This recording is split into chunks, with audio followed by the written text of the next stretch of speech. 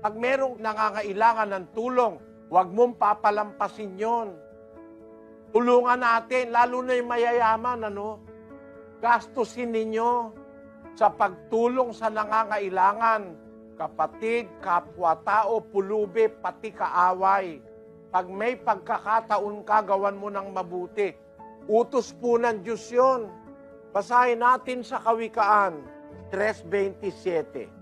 Huwag mong ikait ang mabuti sa kinauukulan pagka nasa kapangyarihan ng iyong kamay na ito'y gawin. Huwag mo ipagkakait ang mabuti sa kinauukulan pagka nasa kapangyarihan ng iyong kamay na gawin ito, lalo na pagkadukha. Ang sabi kasi sa Kawikaan pa rin, 19:17, Ang naaawa sa dukha ay nagpapautang sa